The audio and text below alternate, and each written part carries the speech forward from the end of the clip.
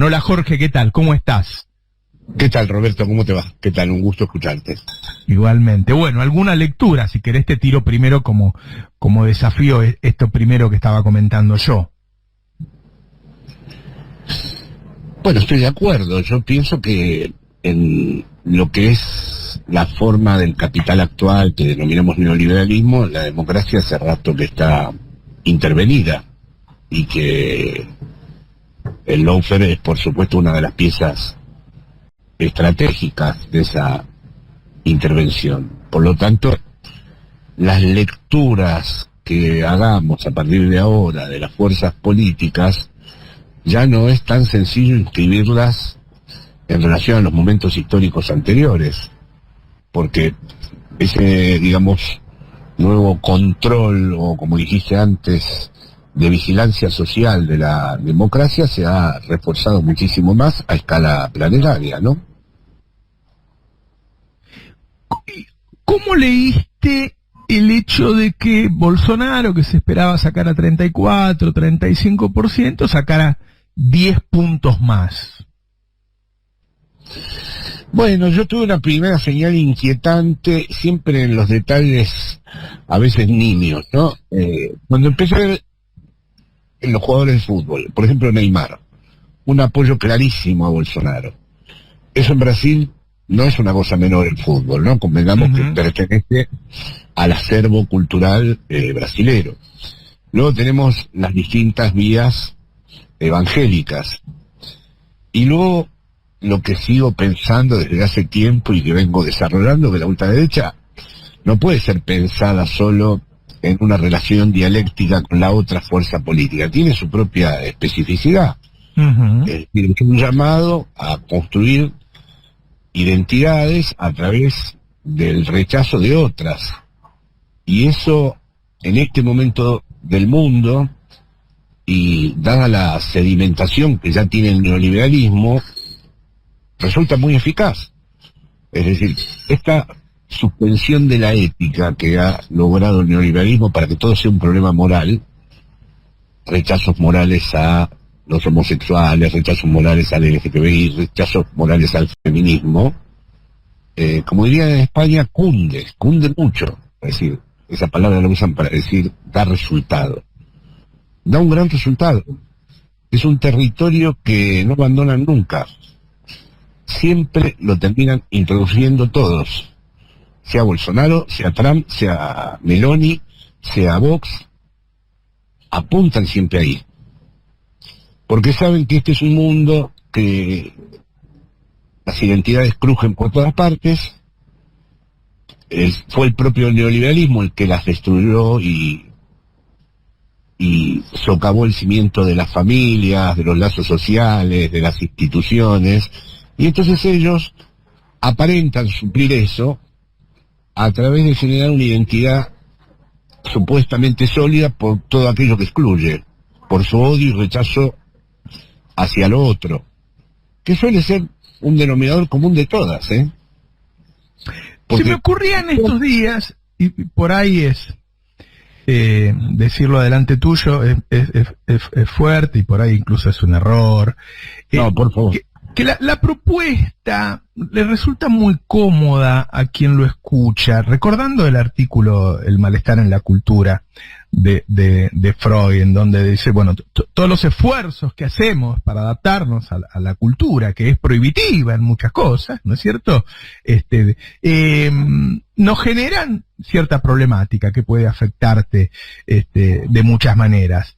El liberarte de eso, la propuesta de los Bolsonaro, de liberarte de eso, ¿no? De agredir a quien tengas ganas de agredir, de descalificar a quien tengas ganas de descalificar, no sé, de decirle negro al negro, gordo al gordo y Claro. las peores cosas. Es una propuesta cómoda. Y la otra, la de esta sociedad que te pide cada vez más corrección política, más respeto por el otro, más cuidado por el otro, de alguna manera restringe tus libertades, ¿no? Te dice que no podés hacer algunas cosas. Es más cómoda la propuesta de Bolsonaro. Se me ocurrió pensar eso y por ahí No, es tal cual, es la hipótesis que desde hace décadas he manejado en los libros, tal cual. Es decir, Freud decía, renuncias a las pulsiones a cambio de que la civilización te ofrece un pacto social, ¿no? Lo resumo brutalmente.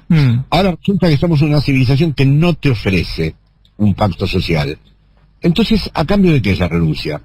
Por ejemplo, la izquierda dice acá, por ejemplo, vamos a poner impuestos a los ricos. La derecha responde, no aclara que es a los ricos. Ya están con los impuestos, es decir, ya están con los pedidos de renuncia. Y resulta que se expande horizontalmente la idea de que la izquierda siempre, o los nacionales y populares, van a poner impuestos. ¿Y por qué esa restricción? ¿A cambio de qué? Si la civilización es un desastre. Y entonces, como decís vos, es mucho más cómodo ser de derechas. La vida de derechas, existencialmente ser de derechas, se vuelve más fluido. Le añadimos también el otro perfil que acabas de vos señalar, que también es muy pertinente. Si resulta que hay un montón de identidades codificadas dentro del progresismo, en donde se puede ofender a cualquiera, porque sos machista, o porque hiciste una burla, o porque no podés tratar irónicamente una cuestión, bueno, ya se duplica todo. No solo estás del lado de las renuncias, sino que hay un férreo control de la palabra. Bueno, ahí estamos en un impasse. Qué fuerte, ¿no? Porque ahí no estamos hablando, o sea, en la primera parte sí hablaste de lo material, pero hay un grado de subjetividad que corre por otros lados, que ante la escasez, porque nadie propone otra cosa que escasez, ¿no? Porque la pandemia nos igualó en eso.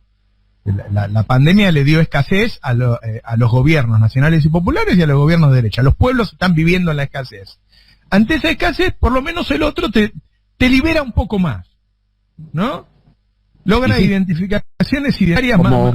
Como primero te ha liberado, entre comillas lo vamos a decir esto, de tener legados históricos y de tener relaciones con causas que impongan un cierto deber ético, ¿no? Es decir, que ya vivís en el presente. Por lo tanto, cualquier renuncia que se te proponga es leída exclusivamente desde el presente.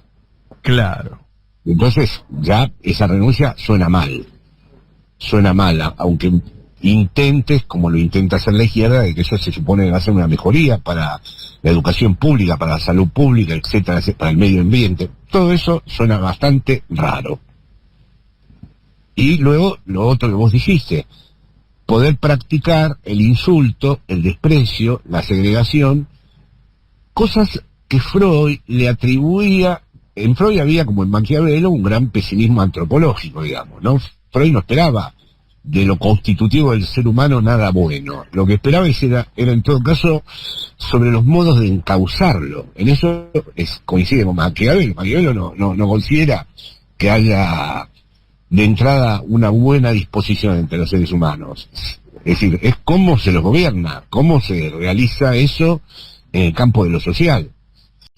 Bueno, si resulta que el neoliberalismo es una máquina de romper legados, de destruir lazos, de todo aquello que hablaba de la historia, hablaba de los proyectos, son años donde se viene trabajando para disolver eso. Entonces, bueno, las renuncias se vuelven muy problemáticas. Claro. Y entonces se vuelve muy seductor el político que te dice, no renuncies a nada. Claro, por ejemplo, la presidenta de la Comunidad de Madrid, que es del PP, pero en realidad es un ícono de la vuelta derecha. Va a haber restricciones energéticas, como vos sabés muy bien ahora aquí en Europa. ¿Qué dijo ella? Nosotros no vamos a pagar ninguna luz. Para nosotros no se cierra ningún bar. En Madrid no vamos a aceptar ninguna restricción. Quiere decir, en Madrid vamos a seguir gozando. Y los que piden renuncias al goce son mentirosos. Porque además ellos hemos descubierto que no renuncian al goce y sacan la fotografía de alguien que al final también transgredió alguna regla y no es creíble esa renuncia que piden, etcétera, etcétera. Que eso sí es seductor, ¿no? Alguien que te propone que no renuncies a nada. ¿Y qué te parece?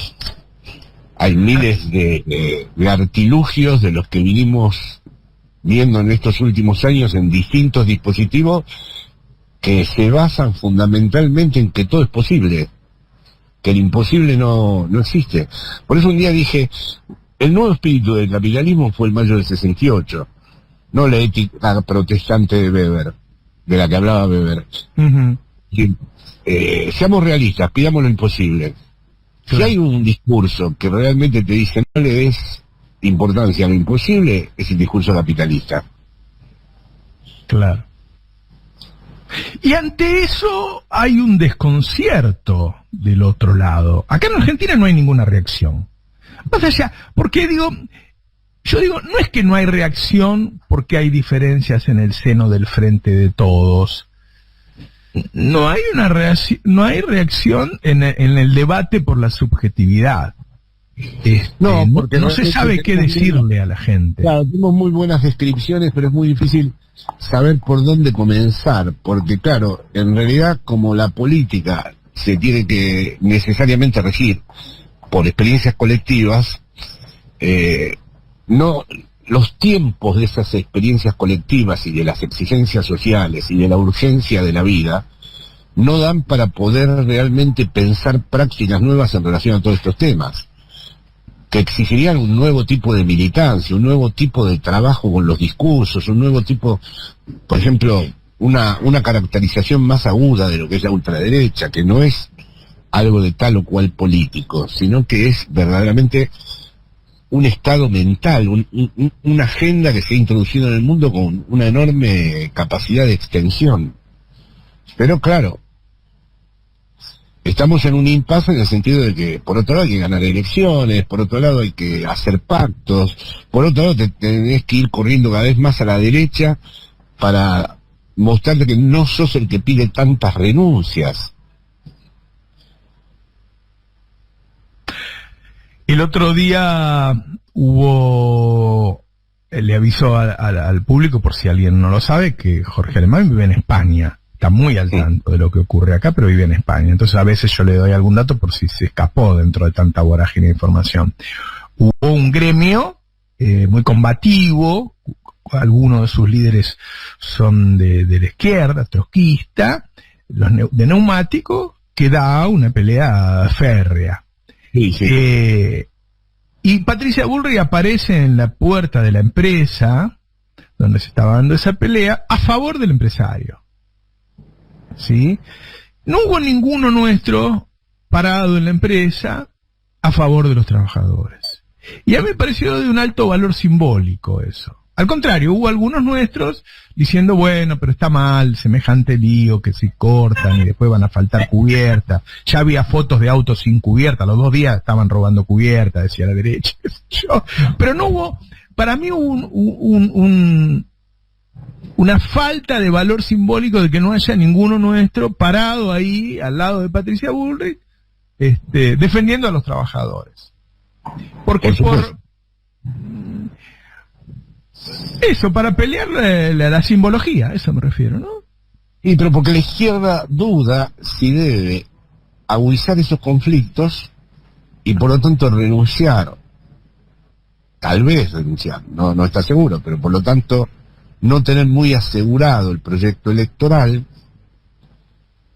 e ingresar en una zona en donde se olvide por un tiempo de ganar elecciones. Es una decisión delicadísima. Y sumarse a todos los conflictos sociales. O lo que finalmente se impone, que es decir, bueno, vamos a tratar... Ahora, ¿qué va a hacer Lula ahora? Va a tratar de todavía extender más su pacto. Claro. Que es la forma que también tiene el neoliberalismo de controlar esto, porque ojo, no es solo que ha inventado la ultraderecha, también ha hecho que los gobiernos nacionales y populares o progresistas estén ultra condicionados. Uh-huh. Es decir, él negoció una fórmula con gente de derecha y ahora, como no llegó, tiene que negociar y abrirse más aún. Más aún, exacto. Entonces, cuando gane, si gana, va a estar condicionado sobre las cosas que él puede dar vuelta, ¿no?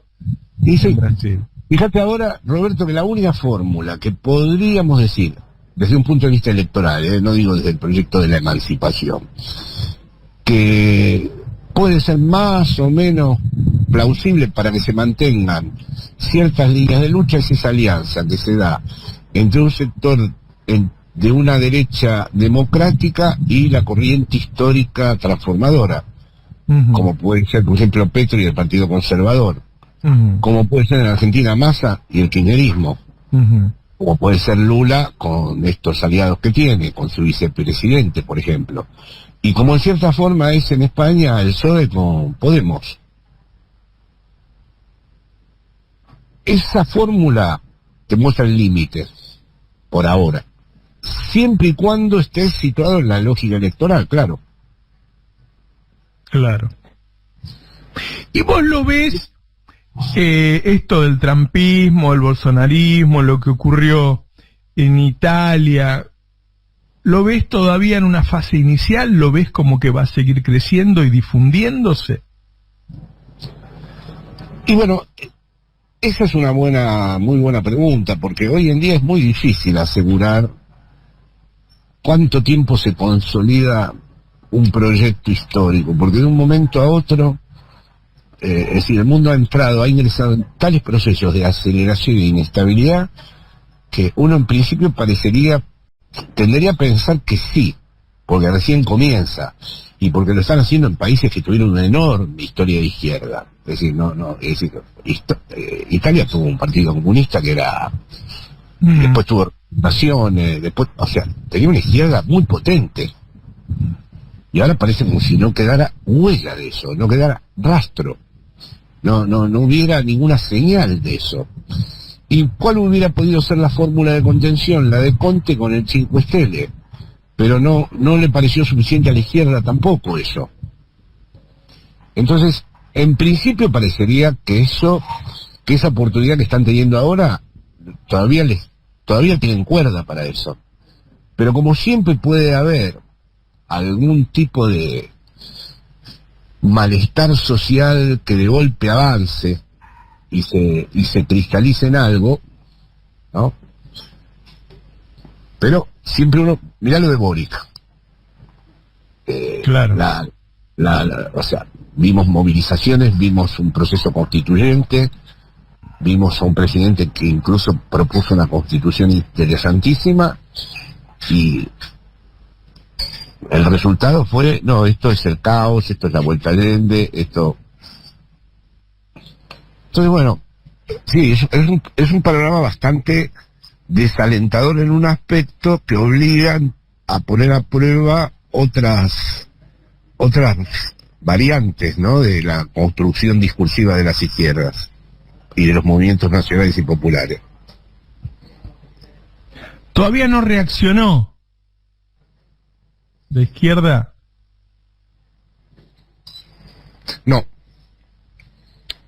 No, porque, a ver, no tiene más remedio. Ahora no va a tener más remedio que entrar en el momento, vamos a decir, no revolucionario, pero sí en un momento keynesiano. Es decir, tiene que proponer, sin ninguna traba, los impuestos a las grandes fortunas, tiene que limitar como sea la concentración del capital, tiene que realizar una política medioambiental, porque es una cuestión ya de supervivencia del planeta la que se juega, no tiene más remedio que entrar, como dirías vos, apoyándote en el malestar en la cultura, en distintas lógicas que van a imponer renuncias a favor de la comunidad. Claro. ¿Cómo va a poder hacer con eso? Mientras tenés un montón de tipos con un montón de canales de televisión, diarios, jueces, rechazando de plano esto. Por empezar, el primer punto es caracterizar bien esto. Me alegra mucho que hayas empezado con el texto de Malestar en la Frontera, porque yo siempre pienso, digo, bueno, pero esos son criterios tan importantes como la lectura del Capital, es decir, entender la economía libidinal es tan importante como entender la economía del mercado. A mí me pasa porque tengo amigos que sufren más esa represión y yo me los tomo muy en serio. En vez de reprimirlos yo, cancelarlos y todas esas cosas que se han puesto de moda, me tomo muy en serio su malestar. Digo, bueno, algo hay acá. El malestar referido ahora, en concreto, ¿cómo sería? Bueno, a mí me parece que todos los avances que hemos logrado en materia de feminismo, de género, de defensa de minorías, qué sé yo, siempre los veo que llegan hasta la General Paz, después se deprimen mucho, hay una zona de debate muy grande entre la General Paz y un poquito más allá, y después se rompen definitivamente y ni hay debate, ¿no? Hay lugares a donde no llegan. Pero yo te diría que esa pelea se da mucho en el conurbano. Y que si el peronismo puede perder mucho en el conurbano en esa pelea. En todas las renuncias, te pongo las que nosotros consideramos como triunfos de derechos, ¿no? Eso es seguro. Porque todas esas reivindicaciones que las asumo íntegras, las del feminismo, las de que te vi indispensables para luchar contra la opresión, sin embargo presuponen a un sujeto y a un lazo social que en los lugares donde todo eso ha sido destruido no tienen ninguna operatividad. No. O sea que va a ser mucho más operativo el orden evangélico y lo que hay atrás, el trasfondo político de ese orden evangélico, de discutir el LGTBI o el problema de las identidades de género. Todos esos problemas presuponen que hay un sujeto que puede hacerse cargo de su destino y elegir. Cuestión fundamental para la emancipación, para mí sigue siendo importantísimo.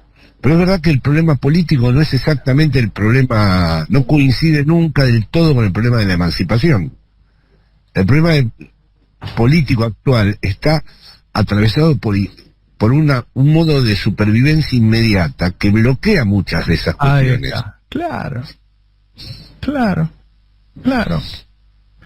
Ahora, qué difícil, porque hay que procesarlo dentro del movimiento nacional y popular, eso, y ver cómo se trata, porque nadie quiere resignar derechos, nadie quiere resignar los avances que se han logrado. Ahora, yo lo vengo viendo siempre, ese tema de que se genera una zona difusa de debate, de pelea, donde hoy lo ganaron ellos, ¿no? Hoy se legitimó todo lo contrario, ¿no? Y eso lo podés llevar al campo económico, de los derechos laborales, la gente empieza a militar la falta de derechos laborales. Porque ahí también hay renuncias, ¿no? Pero claro. Sí. Y sí, lo que pasa es que evidentemente el propio Marx, cuando pensó que un proyecto revolucionario se sostenía en el pasaje de una clase para sí, o sea, no por solo su inscripción en el aparato productivo, sino por una toma de conciencia de la clase para sí a la clase en sí. Pero si ahora no dispones de esa clase, ni de ese pasaje, es verdad que estamos en un espacio fragmentado que hay que articular todo de nuevo, inicialmente. Claro. Por ejemplo, supongamos, el peronismo tenía claramente una identidad en la clase trabajadora, que se había asumido en esa identidad. Esto es mucho más volátil en este momento. Pero Jorge, si Lula perdió en San Pablo. Sí, el dato de San Pablo, el día que estaba siguiendo esto, me sorprendió muchísimo porque pensé, ¿y la burguesía paulina? ¿Cómo es que también adhiere a un proyecto como el de Bolsonaro? ¿Qué es lo que están viendo ellos? Además de lo que significa San Pablo en el otro aspecto, ¿no? No sé, por si el público no lo sabe, Lula fue el momento de esplendor de San Pablo, ¿no? Claro. Y le va mal a la industria con Bolsonaro. Quiere decir... Además que Lula, que fue el ejemplo, mientras todos los demás políticos nacionales y populares eran rechazados en Europa, yo fui agregado cultural del kirchnerismo durante 12 años. y el único que daba el aprobado en Europa era Lula. Claro. Todos los demás, los Kirchner, Correa, Chávez, Evo, todos con el pulgar abajo. Claro. O sea, estamos hablando del tipo que el grupo Prisa le organizó un gran seminario. El tipo que cuando Obama lo conoció dijo, "This is my guy", este es mi tipo. O sea, para que sepamos un poco en qué tipo de batallas estamos, ¿no? Bueno, por eso digo que es muy complejo, pero primero hay que debatirlo y hay que abrirse a ver qué pasa. Cuando ellos le hablan y hablan de flexibilización laboral y saben que trabajadores en blanco hay nada más que 6 millones y muchos de ellos son pobres y todo el resto no tiene nada de eso. Así que decirle que le vas a sacar las leyes laborales es decirle que le vas a sacar lo que no tienen. Exacto. ¿No? Entonces, mirá qué tierra fértil para hacer esos planteos, decir, no, si modificamos esto, vos vas a estar mejor. Y el tipo no le está sacando nada. No le está sacando nada. Entonces, bueno, están trabajando. Guarda, vos tenés ventaja cuando vos sos inescrupuloso en el campo electoral, ¿no? Es decir, obviamente que todos sabemos que si no les pedimos renuncias, nos van a querer más. ¿Sí? Obviamente que si nosotros les exigimos que respeten los derechos de las minorías, los derechos de las mujeres y qué sé yo, y el otro no le exige nada, va a ser, tiene una ventaja su inescrupulosidad, su no pensar en el otro. Pero bueno, hay que debatir un formato para eso. Sí, pero imagínate todo lo que hay que discutir, Roberto, porque, por ejemplo, supongo que en Europa mismo, el trabajo en negro, quitarlo, no sé si convences a los trabajadores de que va a ser bueno para ellos. O sea, Claro. suponte que toda la estabilidad que uno quiere armar con la presión fiscal y con el contrato en blanco es lo verdaderamente exigible, porque de esa manera el trabajador tiene cubierta la salud. Pero yo acabo de estar en Nápoles hace poco, y hay una cantidad de gente, como también pasa acá en el sur de España, y como pasa acá en todas las grandes ciudades, de trabajadores que ya tienen una vida hecha al trabajo en negro, y que además el tipo que los contrata también quiere ese juego, y el juego está aceptado por los dos lados. Claro. Bueno, sí, o sea, el discurso de que nosotros defendemos los derechos laborales y ellos no, hoy en el lugar de ellos está más cómodo. Entonces son todos, volvemos al malestar, ¿no? Nosotros somos los generadores de malestar, defendiendo todos esos derechos de los que estamos orgullosos y por eso peleamos y nos hemos puesto adelante de las balas cuando quisieron atacar a la gran defensora de todo eso que es Cristina. Estamos orgullosos y hemos peleado por lograrlo y ahora quedamos en la posición que nosotros somos los que te generamos el malestar y el otro el que te está diciendo vení conmigo que yo no te pido que renuncies a nada. Claro, exactamente. Dicho sea de paso, ya que citaste al comienzo de nuestra conversación a Freud pensaba que cuando se rompía ese pacto de renuncia, eso era el prolegómeno. Él no terminó de ver su despliegue, pero para él eso era el prolegómeno del nacionalsocialismo. Pero claro, pero es que me parece que se hace bastante evidente. Esa invitación a la no renuncia, y bueno, es la invitación a romper nuestros lazos, me parece. Totalmente. Es así. Pero es un Ahora, debate... es una pena por esta conversación que tenemos vos y yo no se puede tener en ningún lado, porque nadie aquí en la radio que me pregunte algo puede dar lugar a esto. Bueno, a mí me están llegando mensajes diciéndome que yo estoy atacando al feminismo y todo eso. Vos fíjate qué difícil. No, por favor. No, ves, claro. Así que, así con esas normas tan codificadas no podemos discutir nada. ¿Cómo vas a estar? No estamos atacando, todo lo contrario. Hay que pensar... Bueno, además yo tengo una historia, debería haber un respeto por la historia de cada uno, ¿no? Sí, pero no. Eso me parece no contar ni en los propios, porque yo escribo cosas donde he recibido unos insultos de unos tamaños que yo, si los recibo de los trolls, no me preocupan, pero como los recibo de personas Claro. que pertenecen a mi campo, Claro. ¿no? Es decir, es un bien poco... complejo. Es bien Es muy complejo. complejo, sí. Es bien complejo. Jorge, te agradezco mucho, un enorme placer y nuestro público muy, muy contento. Bueno, espero que no se enojen con nosotros porque todos esos proyectos alternativos están absolutamente defendidos por nosotros. Al revés, lo que estamos tratando de pensar es cómo se articula a un proyecto que los proteja. Así es, Bueno. porque si vienen ellos, va a ser No queda difícil nada. de defenderlos después. ¿no? Exactamente. Va a ser difícil de Exactamente. defenderlos. Jorge, Bueno, un fuerte abrazo. Roberto.